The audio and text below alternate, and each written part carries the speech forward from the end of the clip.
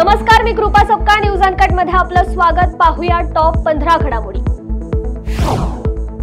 Israeli सैन्याने Gaza शहरात पुन्हा एकदा बॉम्ब हल्ला केलाय. इस्रायली सैन्याने हवाई हल्ला करत शहराच्या पूर्व आणि पश्चिमेकडील परिसराला लक्ष्य केलंय. यामध्ये 26 पॅलेस्टिनी नागरिकांचा मृत्यू झालाय. इस्रायली विमानाने शहराच्या पश्चिमेकडील अल शक्ती निर्वासित छावणीतील हानिये कुटुंबाच्या घरावर अनेक क्षेपणास्त्रे टाकली.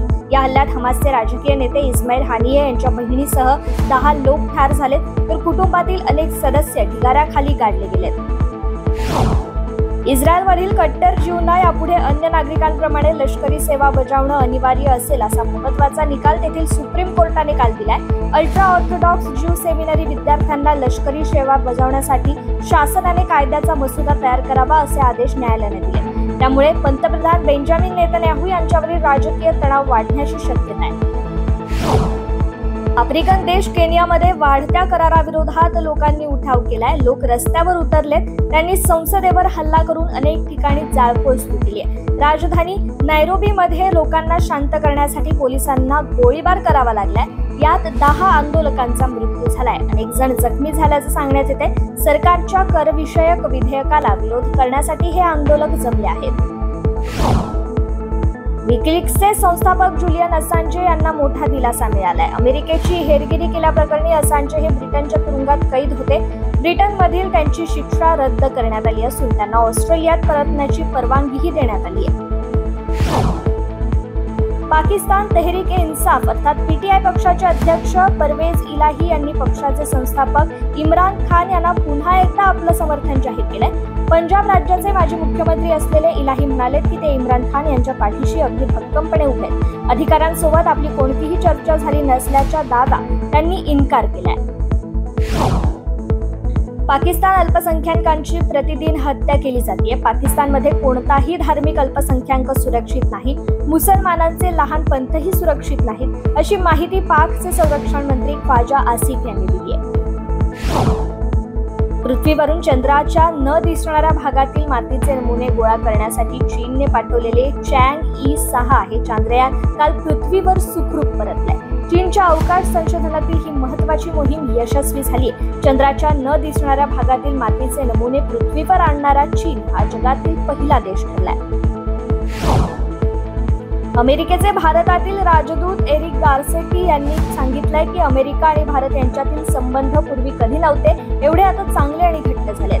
रणनीतिक भागीदारी असलेल्या या दोन्ही देशांच्या संबंधात आता केवळ भक्कमपणा आला नाहीये, तर गुणात्मक सुधारणाही झाली. सोमवारी वॉशिंग्टन येथे आयोजित करण्यात आलेल्या सेलेक्टिव्हचे इव्हेंट्समेंट समिट निमित्त आयोजित कार्यक्रमात त्यांनी ही टिप्पणी केली आहे. यावेळी भारताचे सगळ्यात मोठे प्रतिनिधी मंडळ उपस्थित होते.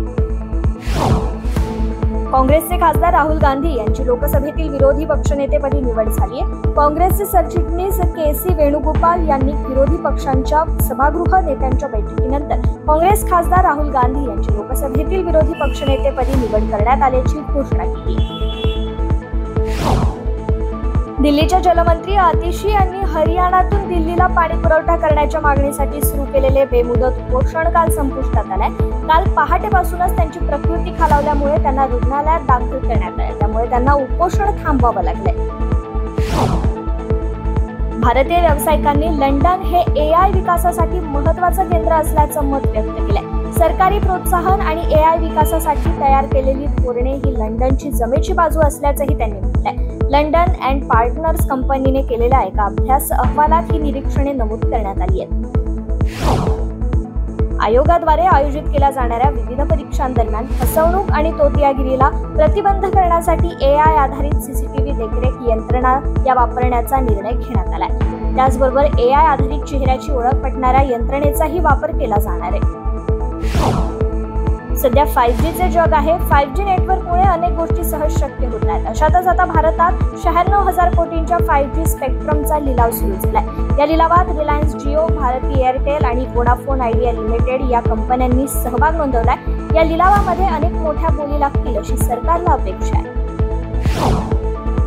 भारतीय संघाला 2024च्या T20 वर्ल्ड कपमध्ये इंग्लंड विरुद्ध उपांत्य फेरीचा सामना खेळायचा आहे आणि दोन्ही संघांमधला या सामन्याचा थरार 27 जून रोजी भारतीय वेळेनुसार रात्री 8 वाजता रंगणार आहे. भारतीय संघ आतापर्यंत अजिंक्य राहिला असून एकही सामना गमावलेला नाहीये. मात्र सेमीफायनल मॅच मध्येही टीम इंडियाला हा ट्रेंड कायम ठेवायचा आहे आणि त्यामुळे भारतीय संघाच्या प्लेइंग 11 मध्येही मोठा बदल पाहायला मिळू शकतो. समकालीन भारतीय काल्पनिक कथांना प्रोत्साहन देण्यासाठी आणि भारतीय कथांमध्ये महत्त्वपूर्ण योगदान देणाऱ्या कथांचा गौरव करण्यासाठी नव्या साहित्य पुरस्काराची घोषणा करण्यात आली आहे. या पुरस्कारासाठी जेफ्री आर्चर आणि अमीश त्रिपाठी हे 2 बेस्ट सेलर लेखक आणि इंडियन ग्लोबल फोरम हे एकत्र आलेत. IGF आर्चर अमीश असं या पुरस्काराचं नाव असून $25,000 इतकी पुरस्काराची रक्कम असेल.